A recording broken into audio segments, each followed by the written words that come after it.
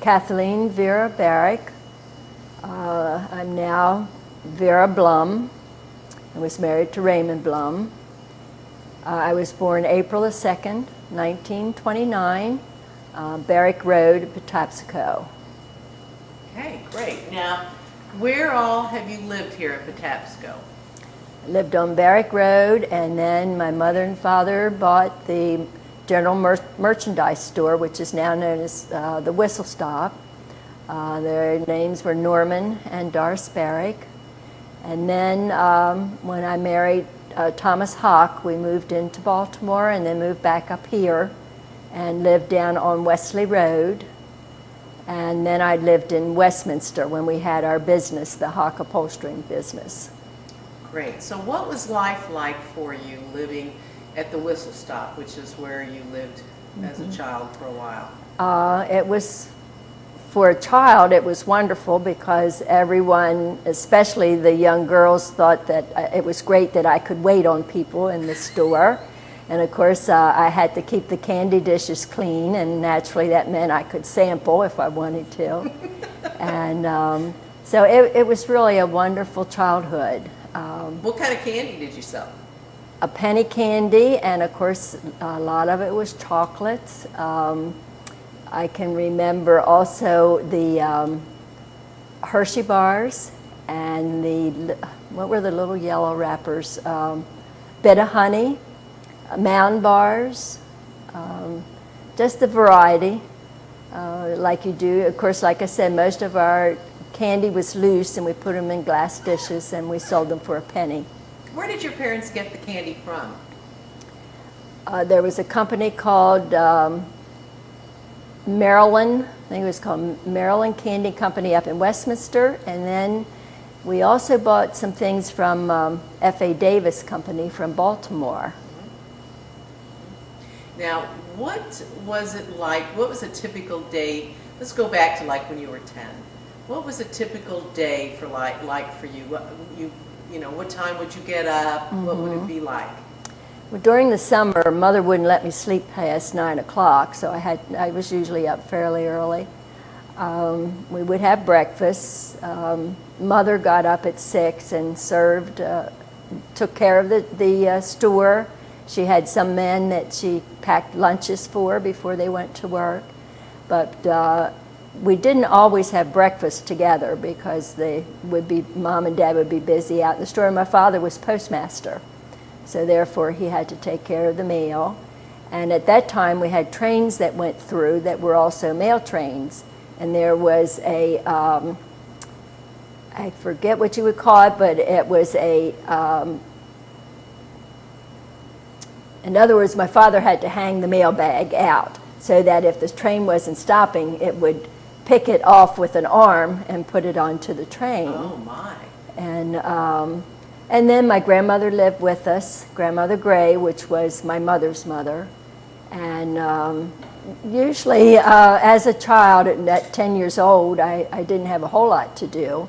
As I got older, of course, I had more responsibility in the store.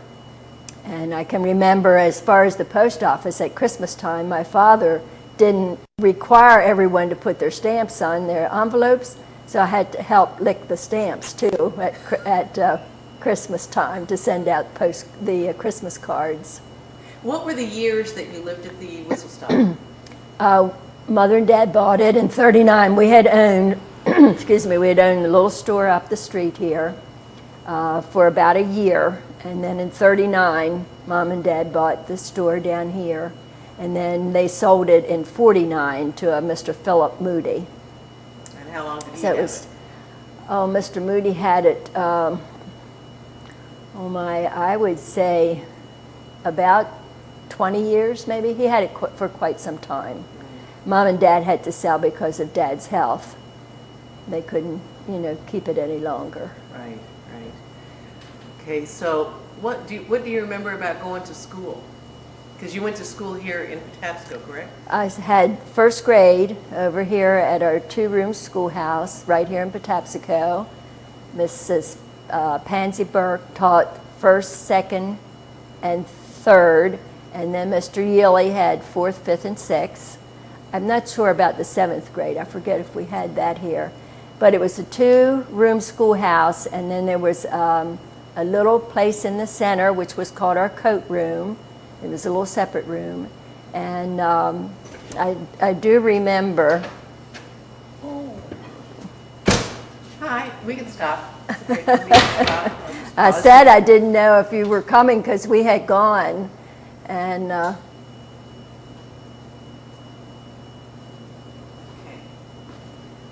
All right.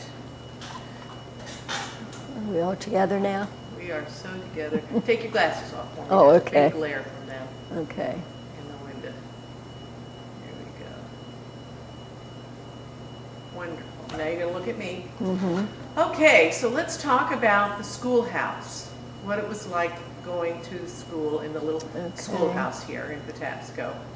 I think I had said that we had the 2 rooms Right. and a little cloakroom in between. And if I remember correctly, we had just a bucket. I think it was just a galvanized bucket with 1 dipper, and we all drank from that. We had 2 little back houses that we used for our toilets. We had Miss Pansy Burke had 1st, 2nd, and 3rd grade, and Mr. Ralph Ely in the other room had 4th, 5th, and 6th, and I really don't remember if we had 7th grade there or not. I went there in 1935 and for my 1st grade, and then I just went 1 or 2 months for my 2nd grade, because then I went out to Sandy Mount Elementary. And we graduated there after the 7th grade and then went on to Westminster High. At that time, we only had 11 years when we graduated. We didn't have 12 years. Oh. The ones that were coming in the 7th grade that year of 46, they went on to have 12 grades, but we only had to have the 11 to graduate. Did you go on to school after that? I went to Baltimore Business College. I took the 6-month course since I had been a commercial student anyway up at a high school. And then from there, they of course would send you out for interviews, and I interviewed with the Federal Land Bank, and I was able to, I got a job with them right out of the business school. The Federal Land Bank? Mm-hmm. What was Up that? on 24th, St. Paul and 23rd Street in Baltimore. I went as a junior secretary. I think I was making $29.95 for a week, something like that. And how did you get there? I rode, we would take the train from here at Patapsco down to Helen Station where the train stopped, and then we would walk from Helen Station up to Baltimore Street at the corner of Baltimore and Light is where the college was. And that's how we got back and forth. And of course that's how I got down to college when I went there, was with the train. And then you started working down. And then when I worked at the Federal Land Bank, I had to get off at the Pennsylvania station when I got off the train, and then walked up to I think it was 23rd and St. Paul. So I worked there until I was married. And then did you quit working when you got married, or? I kept working until we were married in February, and in September I found I was pregnant, so they would only let you work 6 months then. So I had to quit work in March of the following year. And then you wouldn't have gone back to work? No, I did not go back. What do you remember about your neighbors here in Patapsco? We were all friends. I really don't remember not getting along with people. Who were your sort of favorite people, or people that really you remember most from your childhood? Well, Doris Dixon was Doris Knight at the time. Then there was Virginia Sykes. She was Virginia Webb. That was her maiden name. I remember one time with Virginia when the new Macadam Road was put through, she and I were running up and down it, you know, just to test it out, and I fell and scun up my knees. I do remember that with Virginia. I think that was maybe in about 39, 40, somewhere around in there. What kind of clothes did you wear? Do you remember? Well, we wore skirts and blouses a lot. What were they And of made course, of? well, I was fortunate. I was an only child, and all my clothing was bought. Mother would order them sometimes from Sears or Montgomery Ward's, and I can remember going to Baltimore with Mother to Montgomery Ward's. And that was quite a trip for us to go down there, or Where even was to it? go into Baltimore. Where was it in Baltimore? It was out on, was it Washington Street? It was sort of on the outskirts of Baltimore. But then we would go into downtown Baltimore, which was, we dressed up, you had your hat and your gloves, and you're very dressy. And there was Joyous Gutman's, and they had a tea room, so Mother would always take me to the tea room where we would have lunch. What did you have? Do you remember what you would eat there? What would I eat there? You know, I honestly don't remember. I don't think it was a salad. It was probably, well, I just don't remember. That's okay. I don't remember what it was. Yeah, but that was quite the thing back then, you know, to go into Baltimore to shop. And of course, that was downtown Baltimore at that time. And you took the train down from Patapsco. Now, Mother, by then, well, Dad always had a car, though. And she usually would drive down. And we liked to go to the Lexington Market. Mother loved smoked herring. And we would go there and get the fish. And also, there was a taffy, a pulled taffy that we liked. And we would always go to get that, too. Do you remember any places like in Westminster that were sort of favorite places like that that you used to go to? Do you remember about Westminster? I remember there were stores where we usually would shop for clothing, Rosenstock's, Kaufman Fisher's, Penny's. In Westminster? Mm-hmm, Were right. they on Downtown, Main Street, or? yes, downtown Westminster. There were a couple of drugstores there. It was called Reed's at that time, which is now Rite Aid. And there were a couple others there. Rosinski's was another one. And I forget this. Oh, and then when I started dating, I'll have to tell you, we would have $1 for the two of us. And we would go to the movies. And I was lucky, the boy I was dating at the time had a car. And we would go to the movies, and then we would go down the street to Griffin's. They had hot chocolate that we could get, and for $1, we could have a date. Both of us going to the movies and having a cup of hot chocolate when we came out. Was Griffin's a drugstore or something, or? It was just a little restaurant where you could get a sandwich, get a soft drink, you know, usually a fountain Coke, something like that. Now, how old would you have been then? I was 15, I think, at the time. Mm-hmm. So you got to go in a car with the boy Mm-hmm. on a date, and you went into Westminster. Went to the Carroll Theater, which is now the Carroll Arts Center. And we could just walk down the street then and get our cup of hot chocolate. That's wonderful.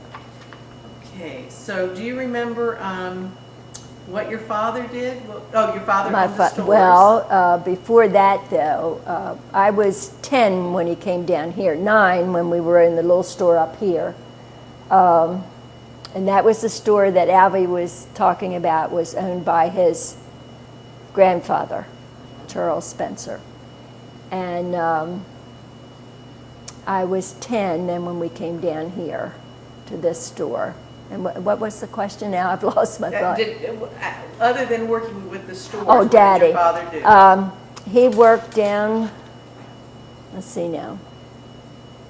When I was born, I think he was down at the Congolium at that time, but then he worked for Lex and Emil Caples had a garage out in Reese, and he worked as a mechanic there. And then they bought the stores, and Daddy was the postmaster, and Mother was the assistant postmaster. And that was when no one actually had an address to their house? Just Patapsco. When did the addresses start? You know, when did these Yes. houses get numbered? Let me think. Well, it would have been maybe in the, I'm trying to think, my first husband died in 73. It was soon after that that we went to Finksburg. So it was maybe just a few years before that, maybe say around 1970, something like that. We actually got a address like Wesley Road, Patapsco Road, and numbers. It hadn't, I don't think we had it too long before Tom passed away in 73. Now, Patapsco Road splits. There's two Patapsco Roads now. You have one that crosses over here and butts into Wesley, just here, starts Wesley Road, and then the other one that starts... Well, it really starts at Carrollton Church of God and comes all the way down, and then you come across the bridge and take Patapsco Road over to Wesley Road. Has it always been like that? Because it's odd that Yes. you have literally two Patapsco roads. As far as I can remember, it's been always like been that. way. I wonder why they, I often wonder why they did that. Let's see. Can you remember walking down the street in Westminster when you were a girl on this date? And sort of what would you have seen? What was it like? Remember anything in particular, even the way things sounded or smelled? Or I know your streets were more crowded, especially on Saturdays, Saturday night, because that was the big thing, you know, to go to town on Saturday night. And all of your shopping was done on Main Street, because we didn't have any shopping centers or anything like that. You usually saw a lot of people that you knew. Most of the time now you can walk down Main Street and not see anyone that you really know. And nobody walks down Main Street anymore. Right. Not like it used to be. And did you dress up? Did you dress up to go to town on Saturday night? Yes, you had to be, like you were going to church or whatever, you know, you had to be dressed up. Do you remember what you might have worn? Would this be something when you would wear a hat and gloves or not? I don't think I ever wore hat and gloves to Westminster. We did that when we went to Baltimore. But I would probably have had a skirt and blouse, maybe a suit that I wore. You didn't wear many pantsuits back then when I was growing up. It was really before their time.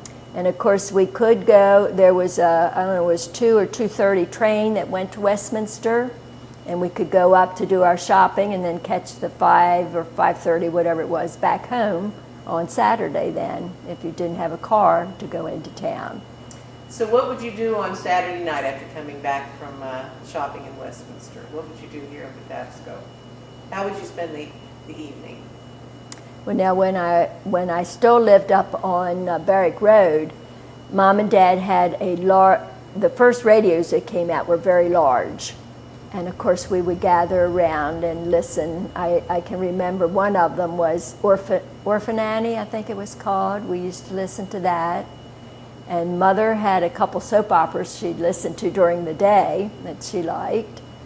Soap operas on the radio. And Fibber McGee and Molly, that was another one we liked at night.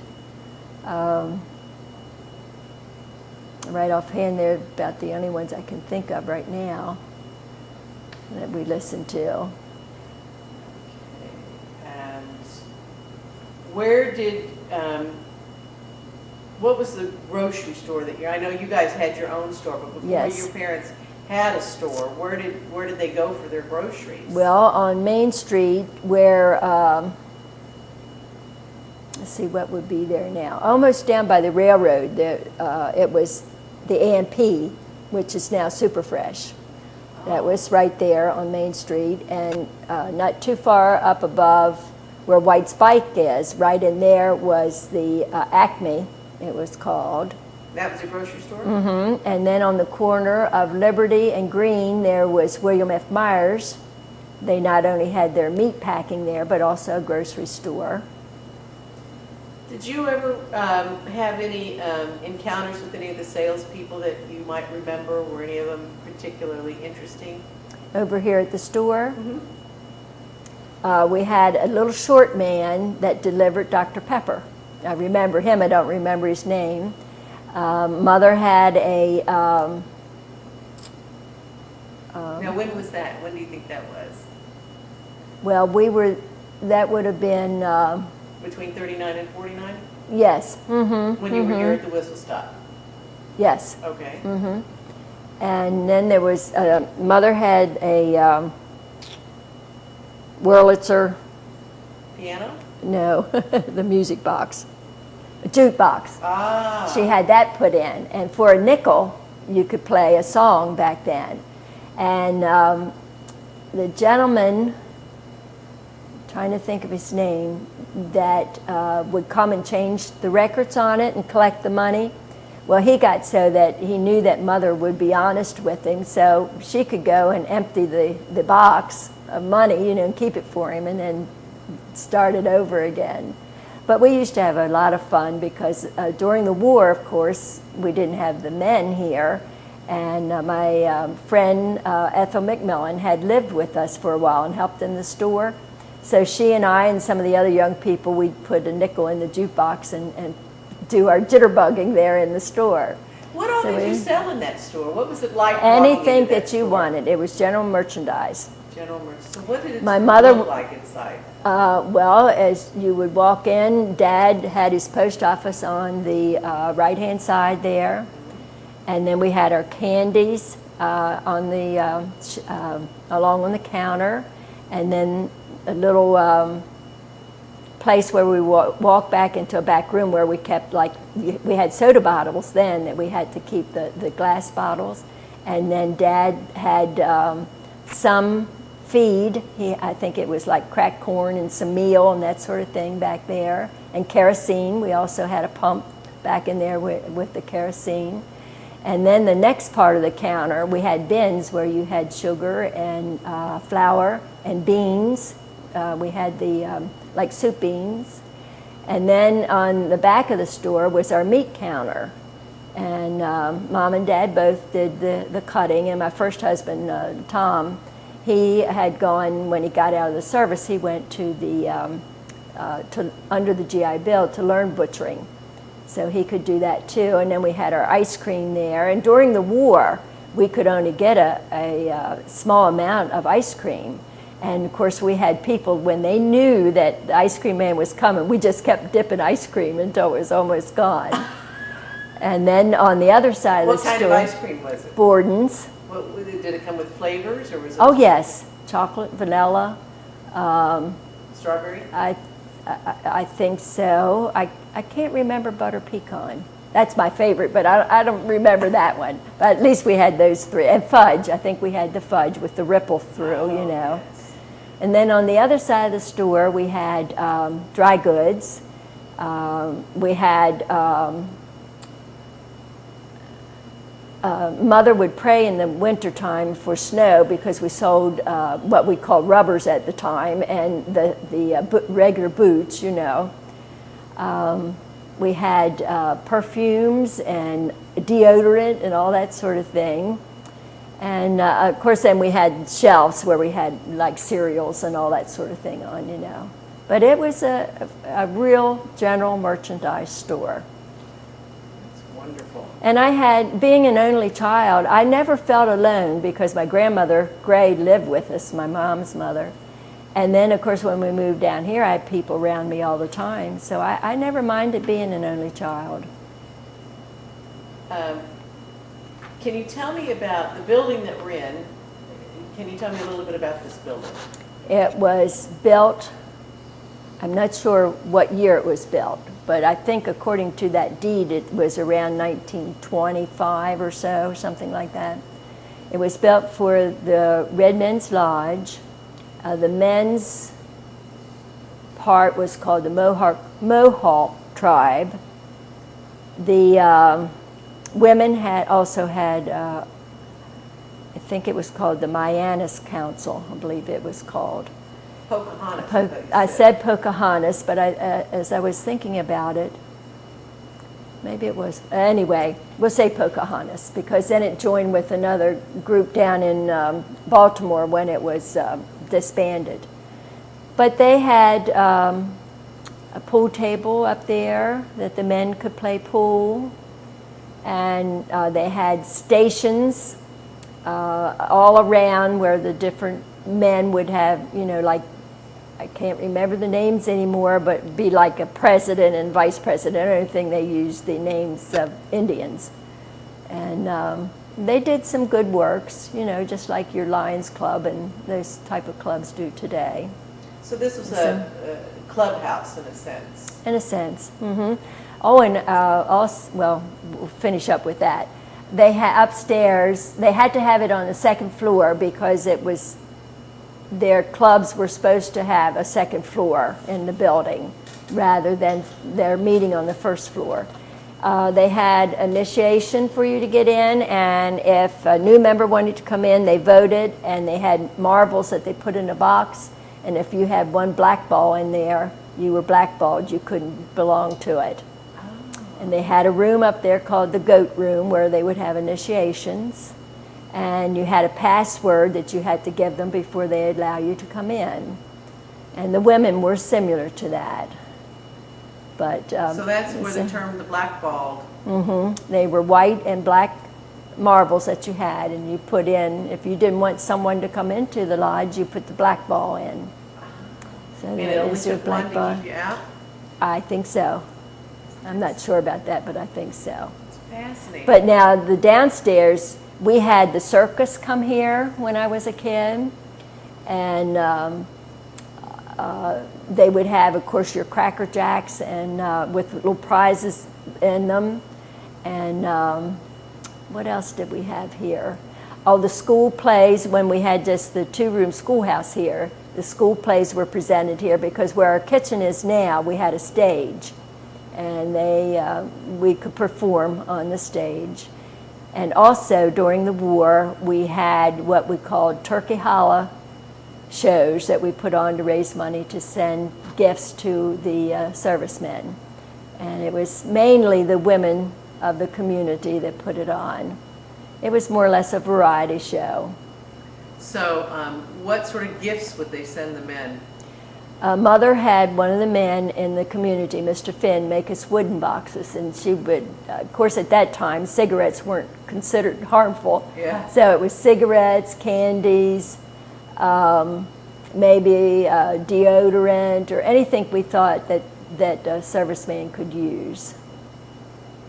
And do you know how much money they might have raised at a performance for something like this?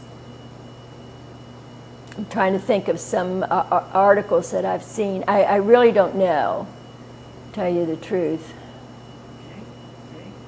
But the plays sounded like they were fun. They were. Did you guys create them yourself, or were they? Well, like one of the ladies, Ruth Knight, used to do a Minnie Pearl impersonation. Oh. And then Alvy Spencer's mother, Myrtle, she more or less headed it up and would come up with the songs that we should sing. And like myself, I maybe would sing a solo, and some of the other girls maybe would do a duet or something like that. Of course, we would dress up. I can remember one time them having like grass skirts and the wreaths around their heads, you know. And they would dress up for it. Some of them would wear, I remember Miss Thelma Schaefer, she wore an old pair of coveralls. And we just had a wonderful time, or having fun, plus, you know, doing good too. That's wonderful. And we had dances here afterwards, for like March of Dimes. We would raise money for that. We used to have bingos here, but of course, being Methodist, we didn't think of doing it for money. We would have little prizes that we would give out, you know, maybe a little glass dish or something like that we would give out if you won. So you didn't do money to raise, you didn't do bingo to raise money for the... No, no. Okay. Not that I remember anyhow. Of course, we've always had our luncheons here. My mother and her sister-in-law and Rita Spencer, several of the women started quilting, and they would go house to house at first, and then they asked the red men if they could meet here, and they started bringing sandwiches and making soup, and some of the men that were working in the area asked if they couldn't come and have lunch with us. So this was like in 1940, and then it just went from there, where we've become really, we do 12 lunches in the spring and 12 in the fall, and it's become very popular for people to come. And the public comes and enjoys a nice lunch with us, and we try to be the kind of person that maybe the Lord would want us to be in meeting people. That's wonderful that it all started because of the ladies that want to do quilting. And of course, I should add, we still do the quilting. And what do you do with the quilts? How does that work? People call us and say, I have a quilt top. Will you do the quilting for me? So in other words, we don't really make the top itself. They bring that and the materials to put on the bottom, the padding and everything. They bring all that to us, and then we do the stitching on it, the hand stitching. What other things does the church do in the way of outreach? We usually have a mission. We have 4 missions a year. Each quarter we pick a mission. This quarter, the first quarter, we did the Ark, which is located in Westminster. What is that? That's for the, it used to be called retarded, but what do I want to call it now? Mentally challenged? Yes, that organization. Now this quarter we're doing the Carroll County Food Sunday. That's our mission. And what does that mean? I don't know what. Carroll County Food Sunday, people who qualify can go there and get food and not have to pay. What sort of food? Canned goods, eggs. I think in the summertime they might even have fresh vegetables. And who are the people that qualify? How do they qualify to get the food? Now that I'm not sure. Oh, okay. I think it would be like through the Human Services maybe. Oh, so what you do is you raise money and you give we them raise the money and give it to them. Now we've done the Westminster Rescue Mission, the shepherd staff that goes through the Lutheran Church there. We try to keep most of our missions local. We're going to do Mission of Mercy as our third. And also we have done, our Methodist Church has what's called the Redbird Mission, where it works down in the Appalachian Mountains. And we do raise money for them sometimes. Here comes the train. You know you're in Patapsco. Isn't that great? It's no longer. How far down does that train go now? Because it's no longer a passenger train. No, I know it goes as far as Cedarhurst to the Congolium. Whether it goes beyond that or not, I don't know. Because when we had the flood, of course, it took the ties out and they had to rebuild it. When was the flood? In 1972. And we were involved in that because we lived on Wesley Road. And the water came up into our home there 18 inches on the first floor. So we had a lot of things to throw away from that one. Yeah. It's odd to be flooded here. Yes, that's the first time. That house was built in the late 1800s, and that's the first time it was ever flooded. What caused the flood? The Agnes, the hurricane. Okay. Yeah. So, did it affect? It must have affected this church hall then. The flood waters. Did they come in here? Yes, not as much though, because you have the railroad. Oh, you know, it blocked it. Okay. Okay. All right. And what sort of things did you do for fun as a child? What was your entertainment? Mainly playing outside. My cousins, the Barracks, It was Douglas and Donald who were close. Douglas is my age, and Donald was just a couple years older. And we would play down in the woods. You know, you bend a tree over and made it a horse, or you got on the grapevines and went out over the side of the cliff there, or whatever. You know, had a little stream down back that we could go down and play in. Go out and pick strawberries. Are there any wild strawberries here anymore? Or? I don't know. I'm not aware of any. Where did you find them? Where were the strawberries? Where I lived there on Berwick Road, we would go down to a meadow across from us there, and there were plenty in the meadow there that we could pick. And one of my fondest memories of my dad when I was real little was he used to take me when he would go pick cherries. There was a tree down in that same area where we got the strawberries, and he would set me up on a limb while he did the pick the cherries, you know. And I can still remember that. But I was with Dad, you know. So that was great. That must have been wonderful. Yeah, we had a wonderful childhood. We really did. It was more carefree than what we have today because Mom and Dad could let me go out in the woods and meander around with my friends, and you didn't have any fears then of what might happen. It was a lot freer then. What about any of the wildlife around here? What do you remember about any of the wild animals? Well, we didn't have deer then, not in the early 30s because they had to reintroduce them down here. Now, of course, we have plenty. They actually reintroduced them? Into this area. That and the wild turkeys, too. Oh. We didn't have those. But Dad would go out and go rabbit hunting and go after squirrels.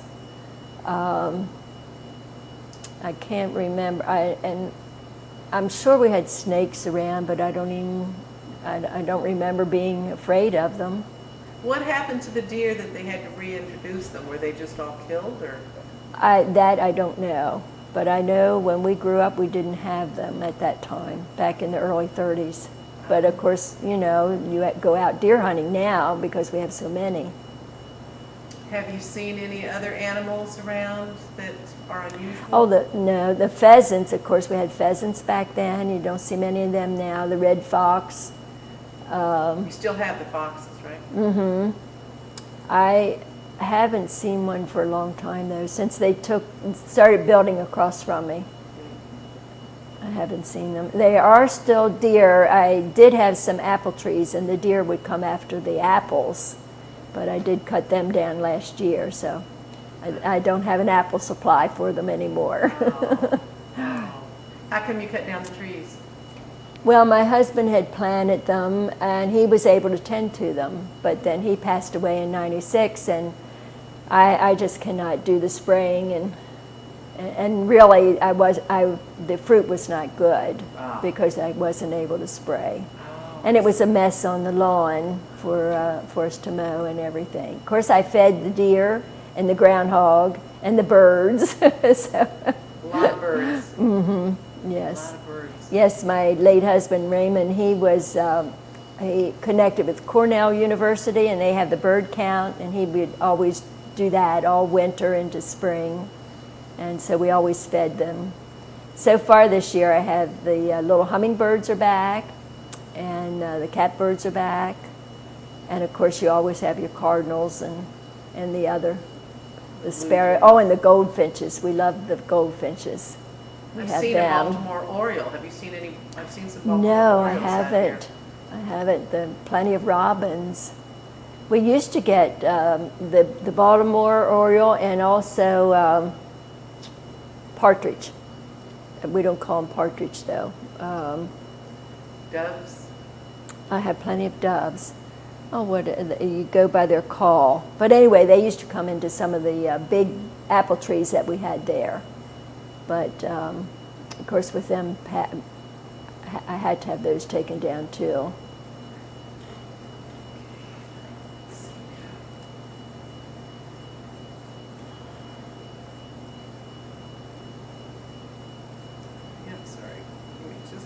Mm-hmm. I have to move my, covered so many things.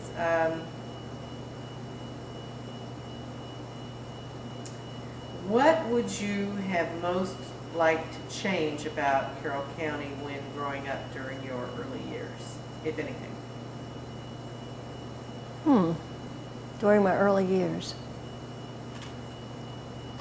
I don't know. I guess I've always been happy with the situation that I was in. You've always loved everything about Carroll County. I right now, I know that you can't stop development, but I yearn to see more of the farmland stay as it is rather than being developed. If you were to describe what is best about Carroll County to someone who's never visited, what would you say? It's a beautiful county. I think that as far as crime, we're one of the lower rates in Maryland. You have wonderful school system. Can you tell me a little bit about your church?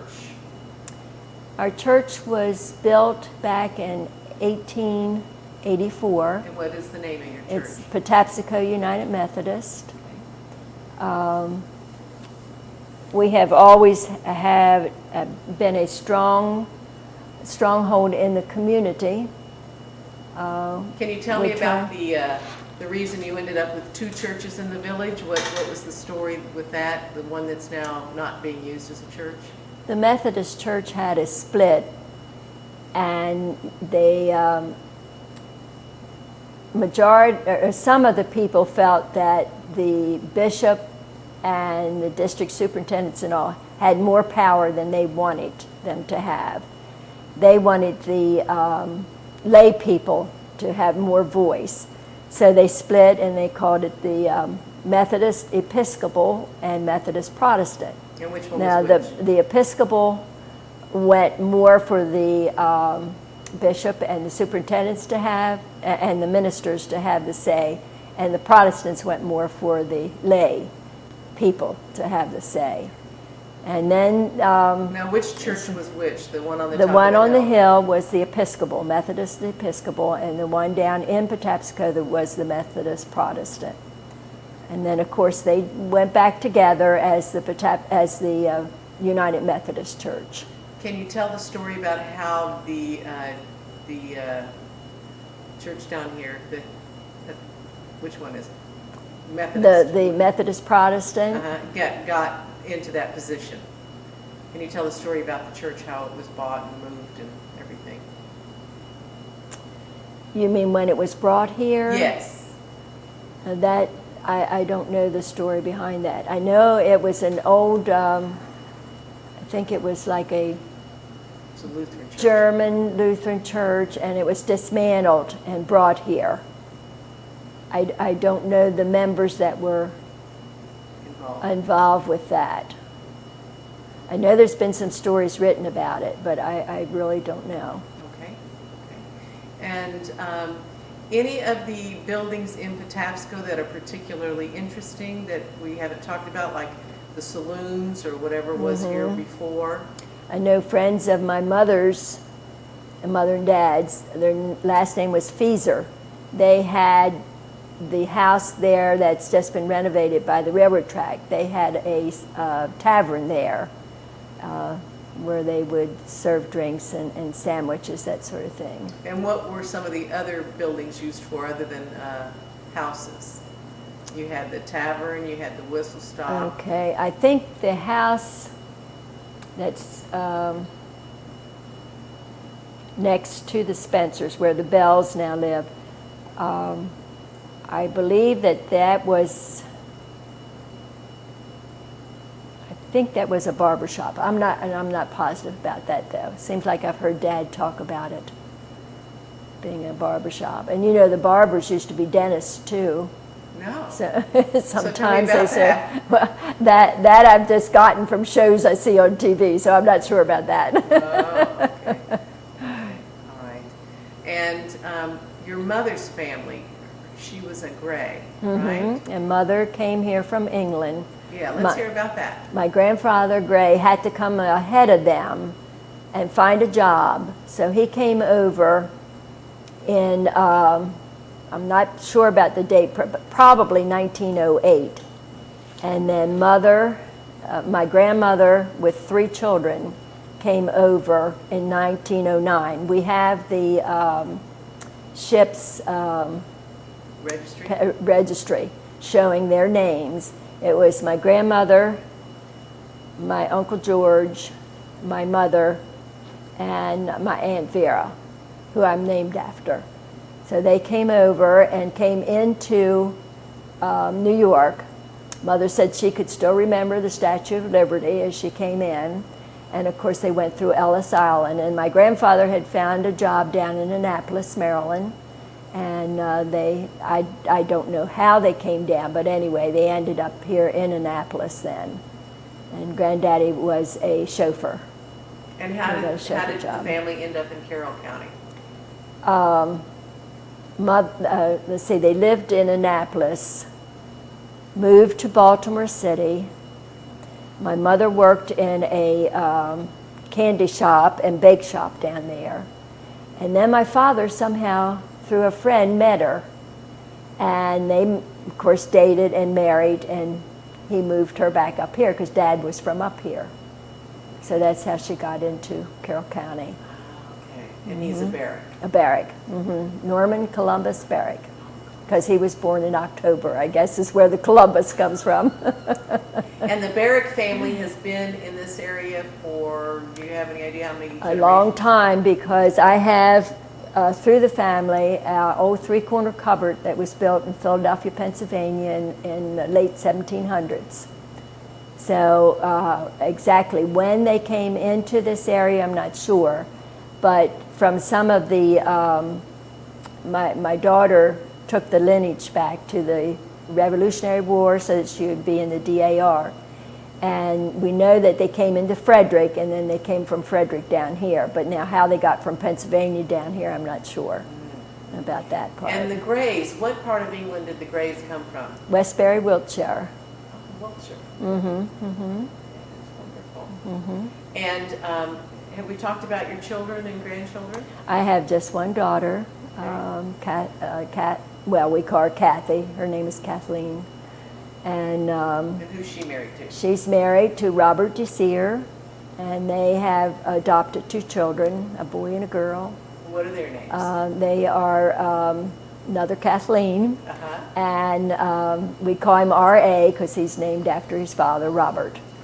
So we have Kathleen and Robert, and so far I don't want any great-grandchildren yet because they aren't married. Now, do they all still live here in Carroll County? Oh no, my daughter left here to go to college, Jacksonville University, and she graduated in '66. In Florida? And she went down there in '67 because she went 1 year at Frostburg and didn't like it. So in '67 she moved down to Florida, and she met her husband there, and I've lost her for 25 years. But then in '92 they had an opportunity to come up to Woodstock, Virginia. So now I can get in the car and go visit her, or she can come see me. I don't have to get on the airplane. Oh. So can you tell me what is maybe your favorite thing about living in Carroll County? A favorite thing? Or well, mainly most of my family is here. My friends are here. It's a beautiful county. What makes it beautiful? The rolling hills. We still have some beautiful farmland left. We have some wooded areas that are beautiful. The rivers that we have a little bit of everything here. I have my church, of course, and I just think it's a wonderful place to live. Anything else that I didn't get here?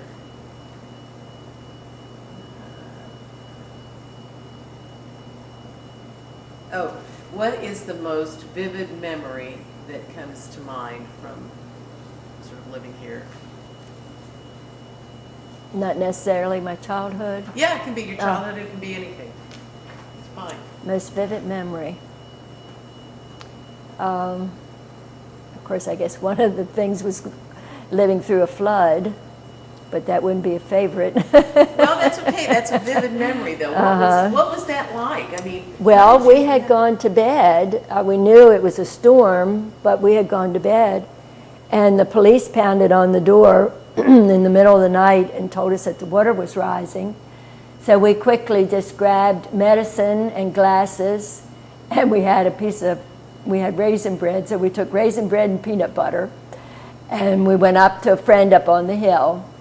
And of course my mother was still living with us, and she invited us to come into her home. Now who is this? Who invited you? Geraldine Redding. Okay. She lives on top of the hill there on Wesley Road. So she was your neighbor? So, yes. So she invited Mother to come in, and she made her go lay down to rest a little bit.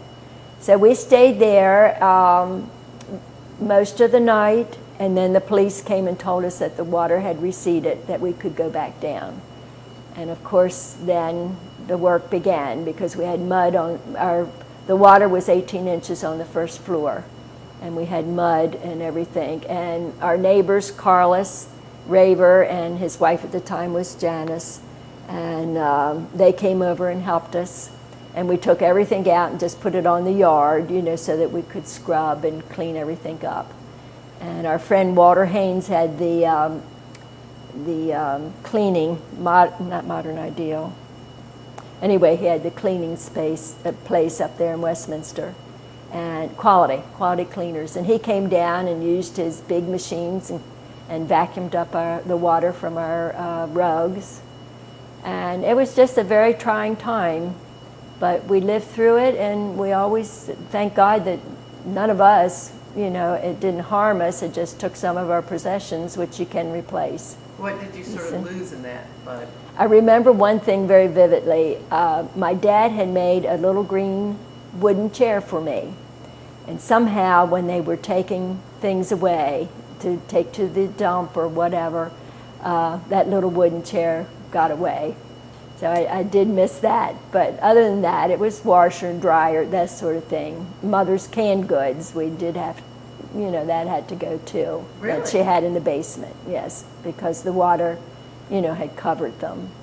And we had a hand-dug well, and that had to be pumped, and we had to put Clorox in it and to clear it all up. But I had many happy times too. When was that flood again? It was in 1972. 72. In June. Yeah, I remember it vividly because then my husband died the following year, 73, Tom Hawk. And where was your house again when the flood came? On Wesley Road. It was 1550 Wesley Road, right at the corner of the railroad and Wesley Road there. So there's three houses there, a white one, a stone one, and a brown one. It came into the, ours was the brown one. The brown one, okay. And then the Stephans that lived on the other side, it took the front part of their house that Aunt Adele was telling you about. Took the front of their house off, and just the stone part was left. But now the Knights who lived in the White House, it didn't get over to them. It went across the road, but it didn't get into their home. Oh. And it restarted to recede before it got that far. Okay. And the name again of the people in the stone house is? It was Morris and Vivian Stefan. Stefan. Mm-hmm. And they're still there? It's still there. Morris has passed on, but Vivian's still there. Still there. Okay. Okay. That's wonderful. And the Knights, Mrs. Knight, she's Doris Dixon's aunt. Okay. And she has moved from there. Just a few years ago she sold the home, but she's in her 90s now, so she's gone up to Westminster Ridge to live there in an apartment. Okay. So living in, basically this is it. You basically have always been here. Well, we lived in Westminster for a while because my husband and I started the Hawk Auto Upholstering Company. Oh. And we lived there. We built our first building in 52. And then we built the present building. It's still known as Hawk Upholstering. And we lived up there until my father died in 64. And then we moved back down here with my mother. She was physically able to do, but not financially able. That's wonderful. And so who lives with you now? I'm by myself. You're by yourself? Mm-hmm. Okay, Mm-hmm. all right, good. And how do you spend most of your time now? Most of my time is church work. You know, we work here at the church hall, and we have things up at the church. We help with friends. We take care of a lot of the secretarial part. My friend Mary Barsox is very good on the computer, so she comes and helps me with that. And I have friends that I go with to different places. Last Saturday I went to a tea up at Kreider's United Church of Christ, and those type of things. I like church activities. So it's all to do with Carroll County, that's all within Carroll County? Yes, yes. Mm-hmm. So it's pretty much been your mainstay your whole life, Yes. Carroll County. Mm-hmm. Mm-hmm. The place you love. Right. Well, this has been great. Mm-hmm. And we're out of time. I want to thank you so much for doing this. Yes, well, I've enjoyed it. I really have.